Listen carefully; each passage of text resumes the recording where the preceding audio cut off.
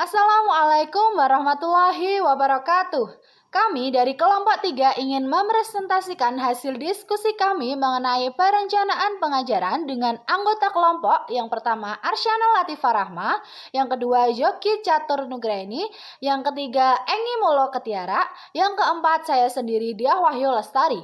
Nah, langsung saja ke slide yang pertama tentang pengertian.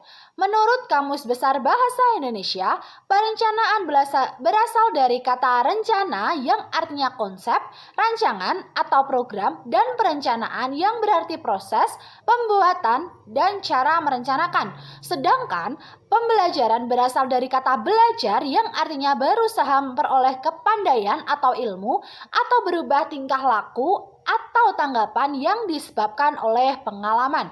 Wina Sanjaya menyatakan bahwa perencanaan pembelajaran adalah proses pengambilan keputusan hasil berpikir secara rasional tentang sasaran dan tujuan pembelajaran tertentu, yakni perubahan perilaku serta rangkaian kegiatan yang harus dilaksanakan sebagai upaya pencapaian tujuan tersebut dengan memanfaatkan segala potensi dan sumber belajar yang ada.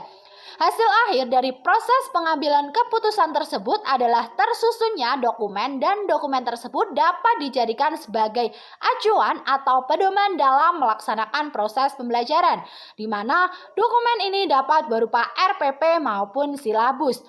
Berdasarkan PP nomor 19 tahun 2005 pasal 20 menyatakan bahwa perencanaan proses pembelajaran meliputi silabus dan rencana pelaksanaan pembelajaran yang memuat sekurang-kurangnya tujuan pembelajaran, materi ajar, metode pengajaran, sumber belajar, dan penilaian hasil belajar.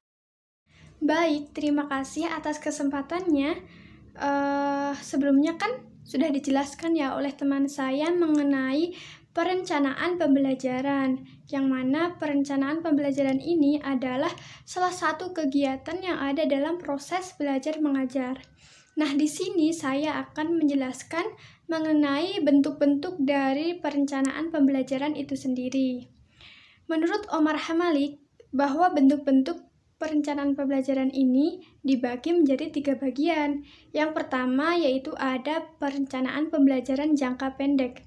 Maksud dari perencanaan ini adalah untuk mengembangkan dan memelihara perspektif yang berkenaan dengan konsepsi secara menyeluruh tentang perencanaan yang akan diberikan.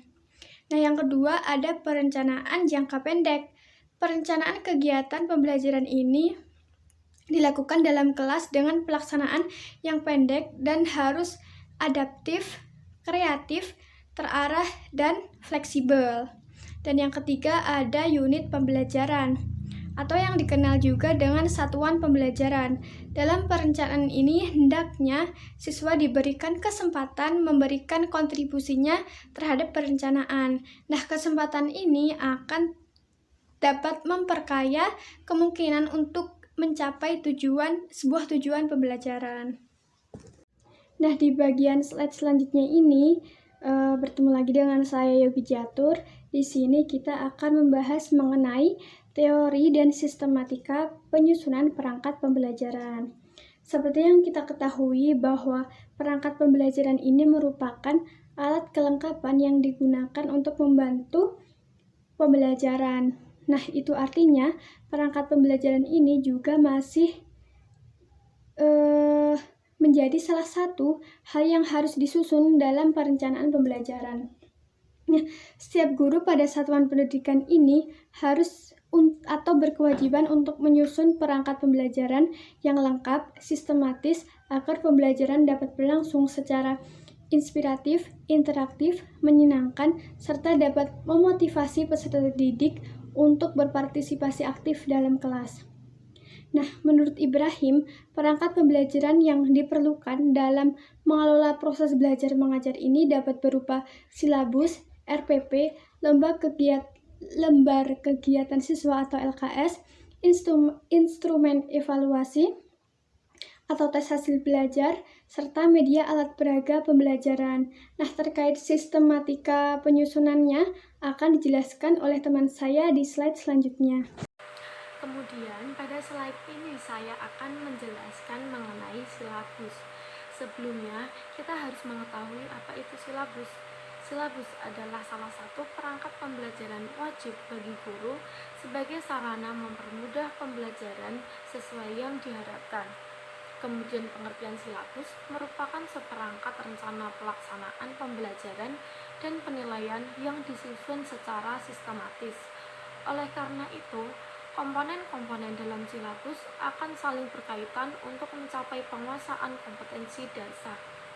Nah, pada slide ini dijelaskan arti silabus menurut Sanjaya, bahwa silabus dapat diartikan sebagai rancangan program pembelajaran satu atau kelompok mata pelajaran yang berisi tentang standar kompetensi dan kompetensi dasar yang harus dicapai oleh siswa, pokok materi yang harus dipelajari siswa, serta bagaimana cara mempelajarinya, dan bagaimana cara untuk mengetahui pencapaian kompetensi dasar yang telah ditentukan itu. Kemudian pada slide selanjutnya dijelaskan mengenai sistematika silabus. Namun harus diketahui komponen silabus secara umum yang mencakup kompetensi inti atau KI, kompetensi dasar atau KD, indikator, materi pembelajaran, dan kegiatan pembelajaran. Kemudian berikut ini merupakan sistematika penulisan pada silabus. Yang pertama yaitu identitas mata pelajaran. Di sini memuat nama mata pelajaran yang diampu oleh guru. Kemudian yang kedua terdapat identitas sekolah, meliputi nama satuan pendidikan dan kelas yang diampu oleh guru. Yang ketiga yaitu kompetensi inti atau KI, yaitu pencapaian standar kompetensi dalam aspek sikap, pengetahuan, dan juga keterampilan. Kemudian yang keempat terdapat kompetensi dasar atau KD yang berisi kemampuan spesifik dalam aspek sikap, pengetahuan, dan juga keterampilan. Kemudian yang kelima terdapat indikator pencapaian kompetensi, yaitu pengukuran yang menunjukkan pencapaian kompetensi dasar tertentu dalam penilaian mata pelajaran. Kemudian yang keenam terdapat materi pokok yang berisi fakta, konsep, prinsip, prosedur yang relevan dengan kondisi kelas dan ditulis dalam bentuk butir-butir sesuai dengan rumusan indikator pencapaian kompetensi. Kemudian yang ketujuh terdapat kegiatan pembelajaran, yaitu proses kegiatan di dalam kelas untuk penentuan pencapaian kompetensi yang telah diharapkan.